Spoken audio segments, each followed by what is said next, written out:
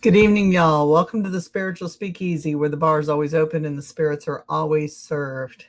Tonight it's my first night back after a couple months of doing some reruns, and then there was Easter Sunday.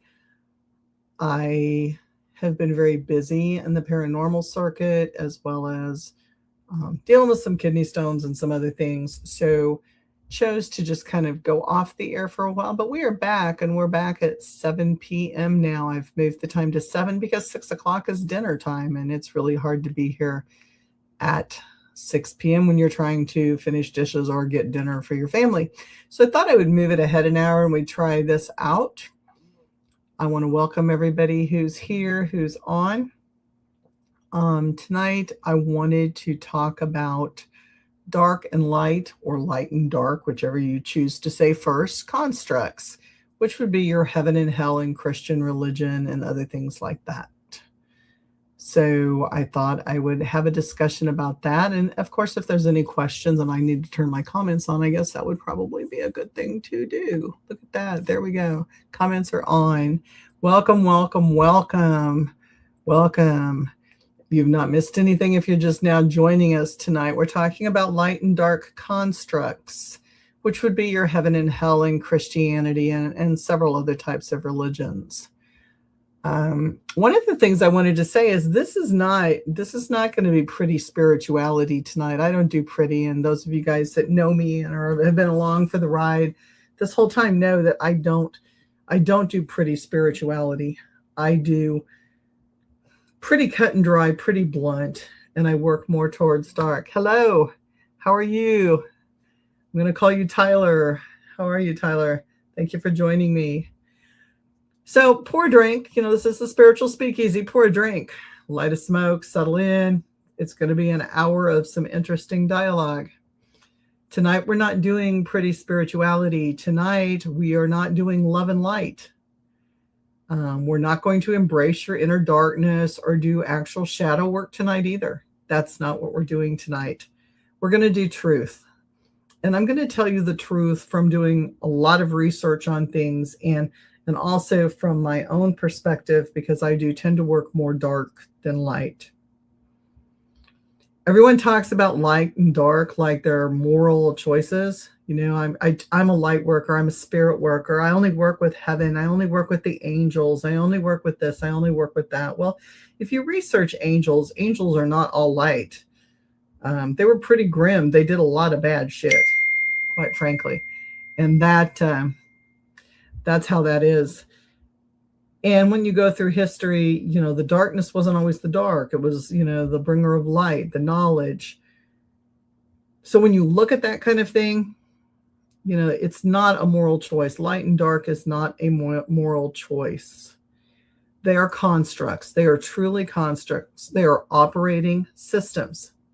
So when you think of an operating system, it's an energetic system that we work in. And most people are dressed in one, and it's who they are convinced they are. I'm a light worker. That's who I am. I am light. But then what about their shadows? What about the dark work?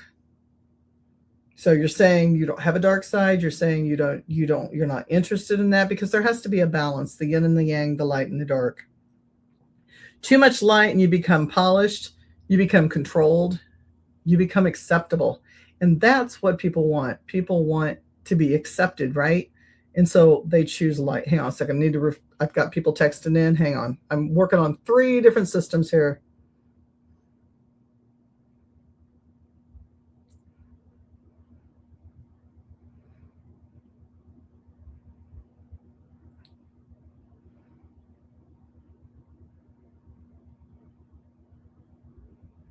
Okay. So when we're looking at that, too much light, you're polished, you're controlled. Like I said, it's acceptable, right? Too much dark, you become raw, you become impulsive, you become untouchable. We have the jokes, right? The dark side always has cookies. They've got better cookies than the light. Well, they kind of do, but that's beside the point. Both, what happens if you're working both sides? Well, you're balanced, right? Both will strip you down until there's nothing left of you to make the decisions. Too much of anything is not a good thing. And challenge me if you think I'm wrong. Send me in a Send me in a comment or, a text and let me know what you think about that. But to me, too much of anything goes way too far. So let's take the mask off and actually talk about this, okay? That's what I want to do. The light concept or the light construct, heaven, if you will, the angels, the pure, the pearlescence, right? I'm working the light. I only work with guardian angels and those being in God, right? And those beings who are divine, that have that upper level divinity, the upper level vibration, if you will. It's seductive. It's just as seductive as the dark. It's the perfume of control. Okay? Light is seductive. Is it? Not because it's pure, because it feels safe. Because people who often, too much luck. Explain what you mean, Sir Classic, too much luck. I'm interested in your comment. It feels safe, right? Because if you're working with angels, what can go wrong? If you're working with God, what can go wrong? It's structured. It's very clean. It's predictable. The light says, oh, follow the rules. Be good. Be consistent. Be controlled. And people wear it like silk. Look, I'm good. I'm pure. I'm soft. I'm elegant. I'm refined. But underneath, light is control. It's discipline. It's identity. It's boundaries. It's also suppression. And it's very performance-based. But be honest. Those people, a lot of people, not speaking of everyone I'm generalizing now, a lot of people who are light workers think that they're very stable. They're just very tightly managed under the guides of control. They follow the religion, they follow the rules of their religion, and they believe in that. And that is controlling them. If they did not have those constraints and those guidelines, they would lose their crap. Literally, they would not be able to fall in line with society. So it's something that the construct is made to keep society together as well as to keep people in line. Too much light and something starts to die. Not visibly, but very quietly. Desires fade, instinct dulls. You stop wanting things you can't justify.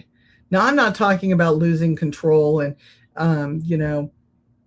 going to the far side of pleasure and losing yourself in materialism and things like that. That's, again, the far side. Everything has to be contained and managed within ourselves. But we have to have desires for things. You have to have a motivation to do things. It shouldn't control your world, but you have to have that. And as desires fade and instinct dulls, you become acceptable by whatever society you live in's norms, right? And that's the problem. You become acceptable, and sometimes you lose yourself in that acceptability. You're no longer alive in the way that matters. There's not that vibrance. There's not that need to seek more information, to learn more. You're wearing the construct of light, and it's calling you. And it's calling you. When you look at the dark construct, the smoke, the desire, let's step into that room for a second. When we step into that room, the lights dim, and the music is lowered, and the breath is a little softer. Dark doesn't ask permission. It doesn't follow all the rules. It moves. It flows. Dark says, I want, I take, I feel, I go. It's not evil. It's not evil at all. It's primal. It's a hunger. It can be a sexuality. It can be aggression in some ways. And we teach temperament or temperance, right? Temperance is important, but you can have temperance within the dark too, the control of yourself within those, because it's up to us to control that energy flow. It's immediacy, and it's a raw presence. It feels very powerful because it is. So when we say the dark side has cookies, that's what we're talking about, right? You have all the goods, the wants, the desires. It's magnetic. It pulls. It burns. It makes you feel like you've stepped out of a cage or a box. But here's the part that nobody says out loud. If you don't control the dark, it will control you. Because it has momentum. You'll start calling impulses truth. You'll start calling reactions authentic. You'll start calling chaos freedom. And now you're not powerful. Now you're filtered. I said that backwards. Now you're not powerful. You are unfiltered. Sorry, got my words mixed up there. Time for a drink. And unfiltered is also not good. Why do people fall into this state? Why do people go one way or the other with this? Because nobody really chooses this cleanly. People think they choose it cleanly, but they really don't choose it cleanly. They fall into it. Light comes from fear. Not knowledge, but fear. The choice, the clear choice. Fear of losing control. Fear of being rejected. Fear of not being enough. So you build a structure. Tight, clean, controlled. Dark comes from suppression. From being too controlled for too long, for not feeling anything and the desire to feel at least something, for wanting something real. So you drop into instinct, into sensation, into something that finally feels alive and gives you that energy and that adrenaline that you were looking for all along. So let me say this cleanly. I don't think that people choose light or dark. They choose relief. And whichever side that side falls on, that's the side they go to. I do believe they're choosing relief. They're choosing a relief from the fear or the illusion that they really aren't in control. The illusion is really, though, the both sides are lying to you. My opinion, and again, challenge me if you think I'm wrong. Like, please come on and challenge me. My camera's screwed up there. Light tells you if you follow the rules, you're in control. No, you're just being controlled by something that looks cleaner. Dark tells you if you follow your instincts, you're free. No, you're just reacting faster. Both feel super powerful, right? We get power off of both of them, and neither is. People aren't running their own lives. They're just obedient. They're obedient to structure. They're obedient to impulse. So pick your poison. Which do you choose? Do you choose to be obedient? Because if you're choosing a light or dark, you're choosing obedience. If you're choosing structure or impulse, you're picking a poison either way. So the consequences, what it's going to cost you. What is this going to cost you? Let's strip it down. Too much light. If you have too much light, you might become really quiet, predictable. Empty in places you won't talk about with other people. You look good. You function well. But nothing in you is dangerous anymore. Nothing. And you say, well, what is danger? Okay, what is this danger? There is no fire. There is no drive. You're not taking any chances. And think about even knowledge, opening a book up that you dare to read, listening to someone else's opinion when it's not yours, and sitting there and giving them the honesty and the rawness in your time to listen to their opinion. And what the hell? What if you're wrong and they're right? That's a huge chance, right? That's a great chance that you're taking. That's dangerous. Knowledge can be dangerous. But you have to have that fire to do that. And if you're not dangerous anymore and you want to stay conformed and you want to stay within those lines, then you're light, right? But too much darkness and you'll become chaotic. You'll become reactive instead of responsive. Unstable in ways that feel super exciting because you're chasing that adrenaline rush, you think, until they're not. You feel everything, absolutely everything around you, you feel. And you can't hold anything. And without structure, you burn out super, super fast. So now you see it. You see both sides of that. Both sides are taking something from you. Both sides. So how do you work this out? How do you integrate? Because we talk about integrating your shadow self and we talk about integrating the whole process, self-integration and good with the bad, light with the dark, right? And I don't like to think of light and dark as good and bad. But again, that's the constructs we're working with, right? There is this, when you start integrating that edge, that's where a lot of people tap out. Because it requires control. It can't control you. You have to control it. You have to moderate it.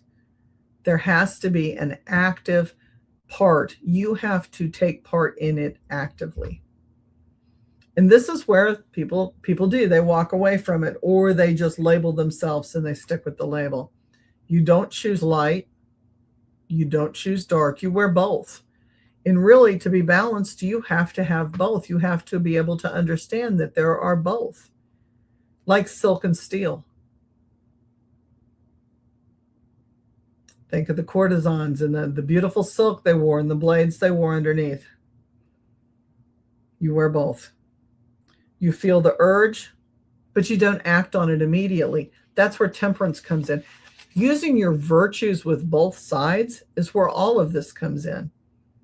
The knowledge to know when to take a step back and when to review, when to hold your tongue, when to move forward, when to act, not react, but actually act.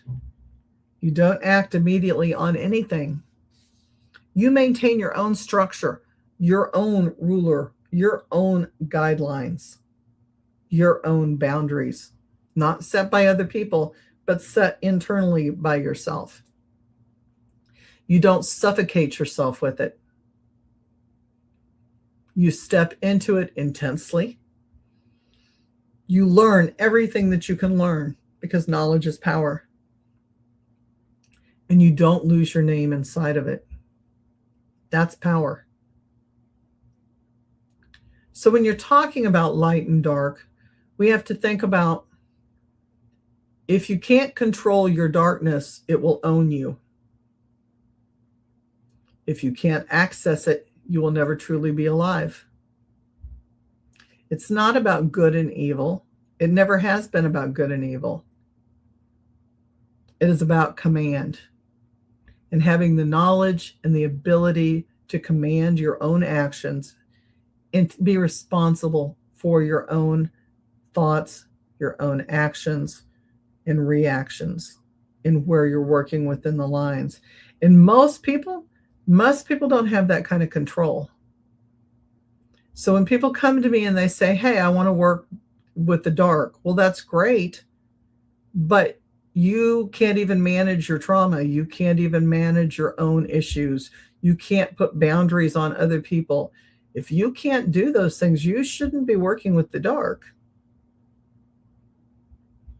But should you be working with the light as well? Or are you a person that needs to be managed and controlled? Remember, both of them, the constructs that we have been taught are lies. So when you look at it from that standpoint, you have to look at the constraints and the rules and why you're following what you're following. And the biggest thing I can tell people is, you have to know yourself, and you have to know why it is that you do the things you do. And if you're still here and you're still listening with me and you're still following what I'm saying, then you're closer than a whole lot of people, because a lot of people I've lost already. A lot of people don't want to know about themselves. They truly do not want to know about themselves. And if you challenge their constructs, they get very icky. It makes them feel very nauseous. It's like, oh, no, I'm light. No, you're too dark for me. I can control what I am. If I can't control it, I shouldn't be in it. You have to know yourself, and you have to know where you're headed. And at one point in time or the other, I feel like we've all lost ourselves at one point in time, or we've all been through something that was traumatic enough that maybe we started questioning who we are and what we're doing. And I think when we start questioning who we are and what we're doing, that's not a bad thing. That's when we start being enlightened. To me, that's when the learning period really starts, the grace within ourselves. And once you start to know yourself, then you can start to know other people.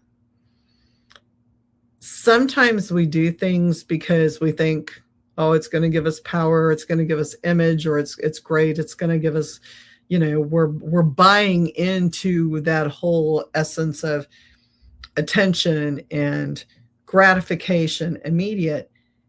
And then that's letting the dark use us, as opposed to working with the shadows and understanding and knowing what is out there.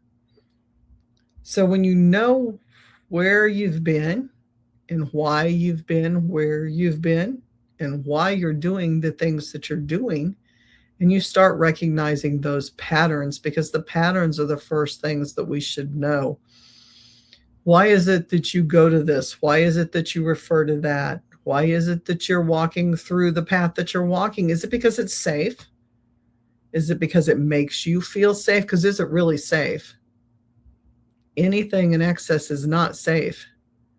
So if you're the light and you're walking through that, that is unsafe. If you have no idea why you're doing it, you need to understand. And that's within any religion, any spirituality. You have to know why it is you're doing what you're doing. And why are you drawn to that? Ask yourself, why are you drawn to that? Why is it that I behave a certain way? Introspection is huge. Is it because I want to fit into a construct? Is it because I want to fit into a group? And why is there a need to fit in? Is it because I don't know myself? Because now you've lost yourself within that group, and it does no good to be in a group and lose yourself within the group and think you're going to find yourself. Look into the value systems, look into your virtue systems, your temperance, your love, your gratitude. Look into those things and see where you fall. Because again, there's the light and the dark. And most people aren't in the light for the reasons they should be in. And most people aren't in the dark for the reasons that they are or should be. And the level of control that they're having on each side is very minimum. And it in turn is controlling them. Or the constraints of the light and dark are controlling them. Which again is fear related, and it makes people feel safe. But it's an illusion of feeling safe. It is not really feeling safe. You just think you're safe. It's smoke and mirrors. And I welcome any comments that anybody wants to give. Please type them in. I won't read your name out loud if you don't want me to, but I'm interested in what other people think about that. Because So many times I have people, I've had readers and I have metaphysical workers that'll say to me, oh, I only work with the light. I only work with the angels. There were quite a few angels that went dark because of knowledge and because of constraints. And so I'm just curious to know what people think about that. Let me know if you're on. If you're light, type in a 1. If you're dark, type in a 2. And then I'm going to ask why you feel that way. I'm just curious. Giving everybody a little bit of time. Just a 1 or a 2.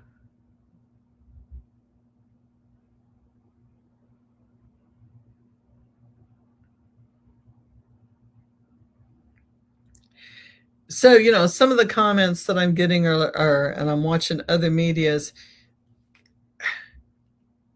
I consider myself more dark. I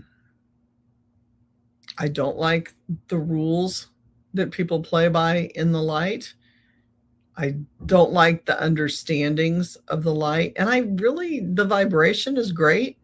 It's upper level vibration, and I work in that as well. I think that the hypocritical thoughts and belief systems of both really destroy the constructs for me, if that makes any sense. It seems like I'm rambling. I really think that both sides present with such an illusion as to what they really are that it's a turnoff for me. And when I tell people I work more in the dark than I do the light, people are like, yeah, you're really dark. I get that. No, I'm not. I do a lot of very positive things, and I do a lot of positive work. I don't know. The belief system is what gets me every time. And I know a lot of people who are very, very strong light workers that control that. And I'm all for them. I'm not talking about the people who work that. Here's an interview. Hi, I'd like to think I'm light, but who am I fooling? I'm really in a gray area, right? Right. So it is gray. And to me, the gray is the blend. I know they say there is no gray area, but to me, the gray, if you claim to be gray, that really is a blend, right? That's the moderation and understanding that at any given time, you can go either way and you're okay with that, right? And I think that's where it gets down to the interesting part. Like, yeah, there is a gray area. And again, when you leave the moral aspect of it alone, then you're fine, because people want to say it's a moral issue, good and bad, light and dark. And it has nothing to do with morality. It has everything to do with a construct. And so the gray area would be that area where you're able to go back and forth between the two and understand, the difference. Because, as I talked about before, I'm trying to find it in my notes real quick. Both sides, the way we're taught, are lies. They're constructs put in maybe by a church system or by a school system or by parents or legal system. What we're told, again, for the people that are just joining, what we're told is, this is the illusion. This isn't the truth. The illusion is the light says, if you follow the rules, you're in control. No, you're just controlled by somebody or something that looks cleaner. That's all. The dark says, if you follow your instincts, you're free. No, you're just reacting faster. I don't like to react. I've spent more than half my life reacting until recently. And temperament and temperance is really a big thing with me right now. I don't want to be in a position where I react. I want to be in a position where I can thoughtfully respond, because there's more than one solution and more than one answer and more than one thought process out there. So both feel powerful. The people who are on the light, they feel very powerful in that. And the people who are on the dark side, I'm very powerful in my dark side, but you're not the ones running your life. It's everybody around you that's put those constraints on you that is running your life. Until you know yourself and you've thought through yourself and you have that knowledge of who and what you are and why you react the way you do and why you do what it is that you do, everybody's in control but you. Or they think they're in control and they're not even in control. So who really is in control? That's a good question. Who really is in control? Otherwise, we're just obedient, structured people. Or we're running amok and we are very impulsive. And both of them, again, are poisons. Both of those constraints are poison. Too much of anything is a bad thing. You know, too much light and you're quiet, predictable, and you can be empty. You look good. You might look good sitting in your church pew. Public thinks you're great. You function good. But you're not making any steps to challenge yourself. Where's the challenge in that? It's mundane. You're not questioning anything anymore. We should question everything. You should learn about everything. But you've lost that dangerous edge where you question. You question society. You question what you're reading. You question the media. You question things and learn more about things. Too much darkness, and you become very chaotic, reactive, and unstable. And you think that's excitement and you think that's adrenaline, but it really isn't. You're out of control and you burn out. And so both sides are draining. Both sides are draining. I think, yeah, being gray, wearing both, and having an understanding of where you are is perfect. You may have an urge. We're humans. We have an urge, but you don't act on it immediately. Where is it coming from? Where is this going to lead? Is this excessive? You hold structure, but you don't have to suffocate yourself in a box with the structure. Structure is good. Structure is amazing. You can get a lot of things done with structure, but some people structure themselves to the point where they never accomplish anything or learn anything new or push themselves any further because they're so structured. When you no longer suffocate yourself and you have enough danger that you're not afraid to learn something new or listen to something new or hear another person's opinion because it might become yours and you might change your mind, then you really have control of yourself and what's going on around you. That isn't good. That's not evil. It's about commanding your own life and commanding the energy that's around you. And I think a lot of times the darkness, we associate the darkness with freedom. And you think, yeah, this is super, super fucking exciting. And I'm going to run with this shit. And you do, and you get swept up in it. And you get swept up in the adrenaline. And now you've lost yourself there as well. Because there has to be some level of control, but it can't come from a system. It has to come from within yourself. You have to build that control, those passions, to subdue your own passions. You know, passion is good, but not when you lose yourself in it. Wild abandonment never accomplishes anything. And so it may give you the feeling that, oh my gosh, this is exciting and there's so much raw power and it's primal. What have you lost of yourself in that? And are you truly yourself now, or are you functioning as something else because now it has control and you do not? And so, again, food for thought on that. What construct are you wearing? Are you the one that's actually choosing it? Or are the people around you? Or is the media? Or is it your family that's choosing it? Think about that. It's an interesting thought process. Very interesting. Makes you more aware of what it is you're actually doing and why you're doing it and where are you going with it, because that has to be asked as well. Where are you going with that? Because if you're running amok and you're chasing adrenaline, you're not in control. And the whole thing about control is that you need to be in control of yourself. It's not up to a system to be controlling you. It's not up to a construct or rules to be controlling you. It should be you internally being able to monitor and better yourself. And both sides think they're doing that when really they're not controlling themselves at all.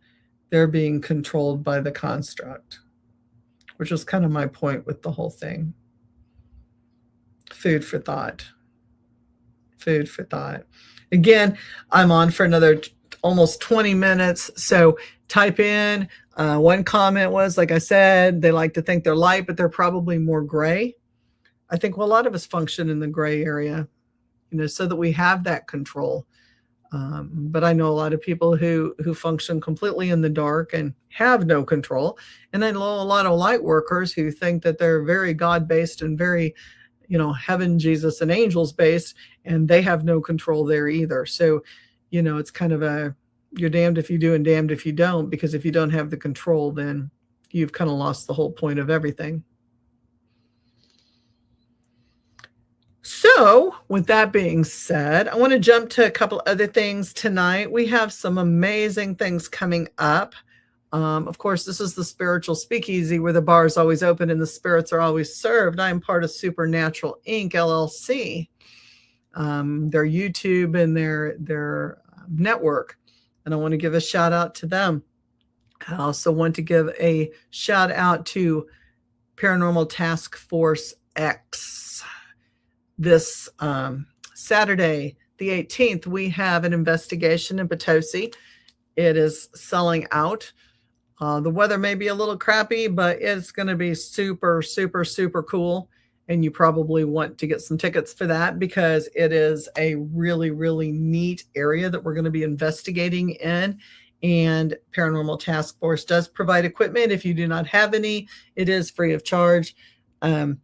It's a lot of fun. You can check out the equipment for no cost, and you can investigate. So you don't have to have equipment. It can be a first-time investigator. You, not it. You can be a first-time investigator, and it's a lot of fun.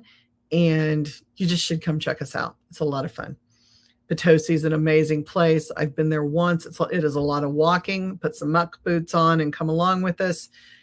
But it's super cool. We've got a general store. There's some houses. There's a museum. There's a cemetery that is absolutely wild. So it's really fun. And it's a good time for all of us. So, just grab an umbrella or put on a rain poncho and grab your gear and come out and see us.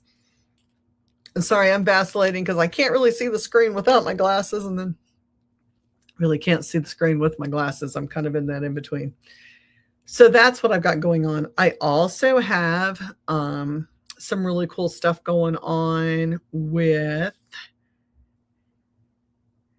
Central Kansas Paracon, and it is going to be in September. So if you look up Central Kansas Paracon on Facebook, I am one of the guest speakers there, and I'm going to be talking about all kinds of things. I've got to read what I'm going to be talking about. You've never been, Church. It sounds really awesome. Oh my gosh, you need to come investigate. It is so much fun. For real. It is fun. It's, even on a bad night where things aren't super hopping, it's fun. It's exciting, but there's never a place. Thank you. Thank you. It's a lot of fun. We go and you get to use, electronic devices, and you get to hear things speak to you, and you get to see different types of things that we do in the paranormal field that you see on TV. I am big on my teams. I take people through and I have them do the human pendulum, where we put a person in the middle and a person on each side of them. And I have them ground, and then they move back and forth with the yes, no answers, which is a whole lot of fun. And everybody feels it. It's super cool. We use ITC devices, which are like M-Calms and spirit boxes. We use divining rods. We do Estes experiments where you put somebody in a blindfold and a headset, and so you're completely dulled sense-wise with your vision and your hearing, and you become very aware of what's around you. And then we use ITC devices to communicate. And we also put music boxes and lighting up things. So you get a lot of neat things like that too, a lot of contact, things touching, not necessarily you, but the lights. We do yes, no with flashlights. We have cat balls, the little balls that cats bat around that light up. They can be triggered. We have Boo Bears, which are like light up teddy bears and animals that things can play with and touch. We run conversations. So if you go to Paranormal Task Force XPTFX on Facebook, you will see some really cool footage of things that we've done in different houses, and you'll get to hear the responses, which is super, super cool. Can't make that shit up. We use reverse play boxes. So the old adage, like where you take a record and you spin it backwards and there's a message. KD has a reverse play box. So it actually takes in what's being said electronically in the spirit world and it reports it backwards. And you end up with full sentences in communication. I was using his box once in a client's home when I was cleaning the client and was commanding something to leave.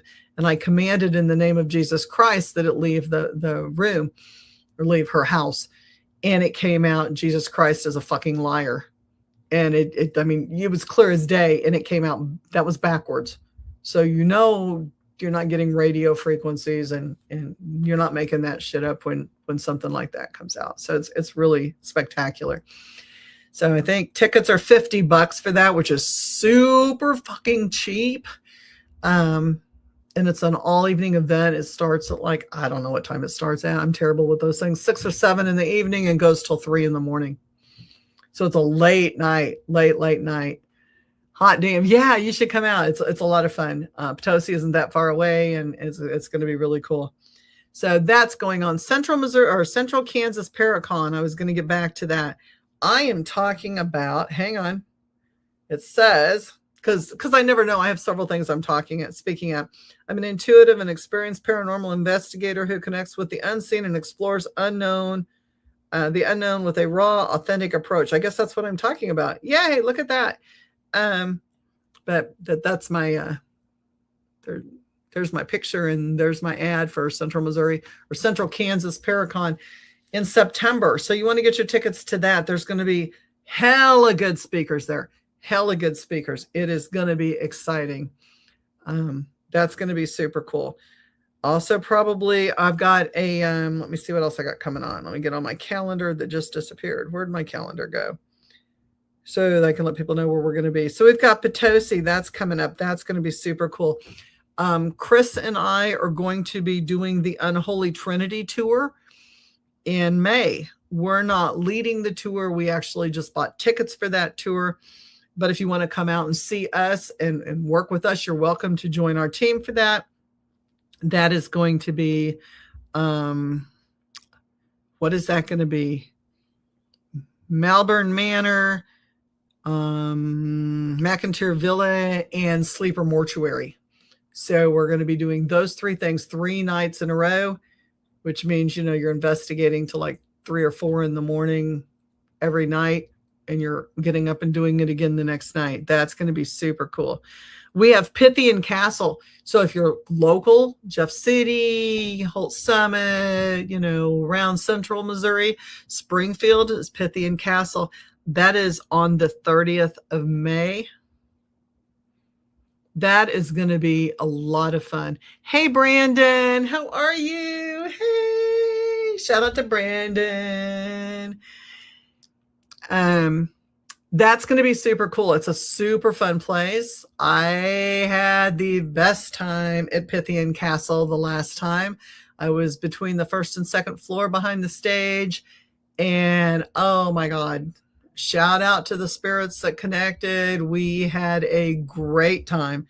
Our ticket holders were extremely happy because they got to see a whole lot of stuff that they wouldn't have gotten to see, because some of the spirits that I work with showed up, and then I had a couple demons pop in and say hi, and there was like a lot of activity, and they're like, we're going to talk again. We're going to talk. I'm going to say it again. Hot damn. Those sound like amazing times. Yes, you should come out and see us. Come out and see us. See, I don't have anything in June. Maybe I do and I don't know it. It's always a possibility too. Like sometimes I forget to put things on my calendar. Central Kansas Paracon is the 25th, 26th and 27th maybe of September, for sure the 26th. I have Rock Island Paracon on the 3rd. That's in Rock Island, Illinois. We will be setting up and have a booth there. That's going to be super exciting. I have Pythian Castle again on November 7th, just for your calendar's sake. And that's where I'm at. And I'm sure I have some other events because I just haven't put them on my calendar because I've been kind of lazy. And kidney stones have kicked my ass this month. I've been dealing with those. So yeah. What else is new with Chris and me? Let me think. Chris is my husband. He's part of Raven's Eye Paranormal. It's us two together, but we also are official members of PTFX, Paranormal Task Force X, Katie Stafford and Katie Stafford's team. It's an amazing team. He is the mad scientist of paranormal equipment, makes the equipment for the stars you see on the paranormal shows. And so giving a shout out to him and his wife and the team tonight. I love my team dearly. Great group of people. We have a blast. I should have brought it. Next podcast, I will get my stuff out. I got some stuff that is Vatican pieces. I have 2 nun rosaries now. I have a rosary from a priest used in exorcism, and I have an urn of ashes as well as some bone and ash rings. That's my latest find. So I've added those to my collection, and I just bought a Ninja 500. I bought myself a crotch rocket. So that's new. Just bought it and brought it home, and I've gotten to ride it once because we keep having rain and wind. And I have to relearn to ride because I had gone from a Harley Crossbones to a trike, and trikes are nothing like bikes. I'm sorry for anybody who rides a trike, but it's not like riding, especially when it's, like mine.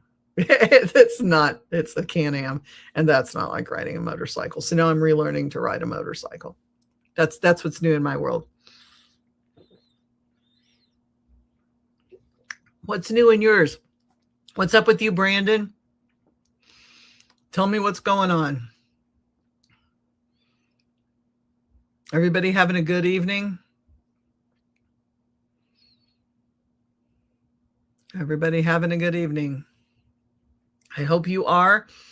We've got wind coming. We got some storms coming. Don't plant your flowers until after Mother's Day. This is Missouri. You're going to regret it because we still got some cold shit coming.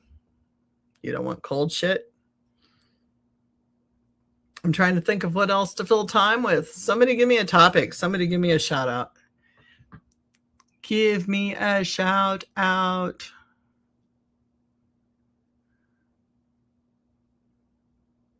I like the gray area comment. That was good. Sir Classic must have left. They commented too much luck. Next week's guest, I want to give a shout out to Nick. Whoa, shoot. Ha ha ha. Sorry. That was not copyrighted music, and that was an accident. Draven Damascus is going to be on my podcast. we're trying to set this up. Draven is, let me go to his profile. Is super cool. Draven is a Hecate worker and necromancer. He does a lot of really, really beautiful work. His altar setups are just, I don't know, perfect, touching, heart-inspired, really cool. Makes his own candles, does spiritual work for charge as I do. He's just super, super cool. And I was trying to get on to his profile picture.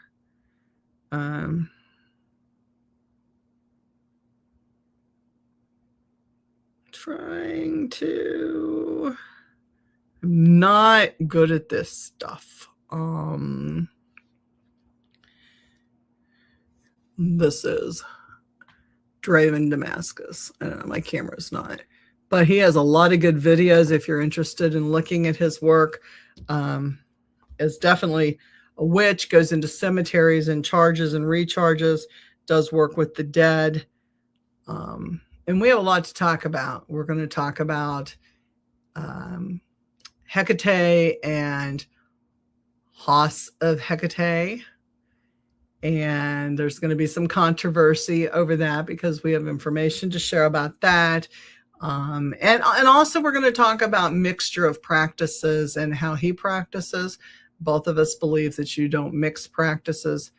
I personally am initiated in Voodoo and Santeria and Ifa, which are one of those is an African traditional religion, an ATR, and you don't mix, Hecate with that. You don't mix Voodoo and Hecate. There's a lot of things you don't mix. You keep them separate. Your practices separate, just like you keep your goddesses and gods separately. So we're going to do some discussion about that. That's going to be interesting. And really, I think that's what's coming up. The investigation again in Potosi on the 18th. Shout out again to Paranormal Task Force X and all the cool tickets that we have going up on the board now. You can check out the PTFX calendar for that. Supernatural Inc. has a lot of podcasters and a lot of really cool things going on. And so, whether you're into paranormal or geek equipment or just discussion of different topics, ITC devices, and using different ITC devices, your electronic paranormal, your spirit boxes, your electronic spirit boxes. There's a lot of cool things on like that too. And then KD has a channel where he does his mad scientist equipment and the stuff that he's developing and making, and he uses them. And that's always cool too. So there's something for everybody.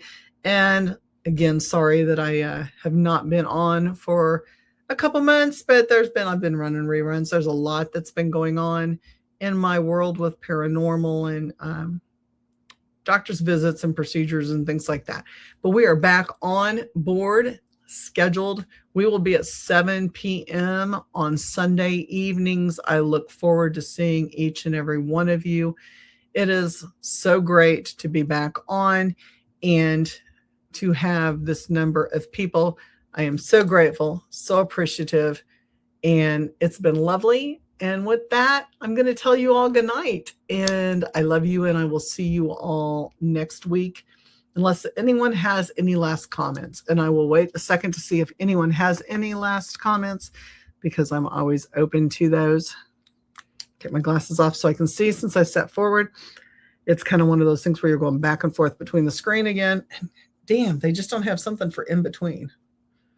I need like a magnifying glass for in between. No comments are coming in. I love y'all. Have a great night. Thank you for joining me.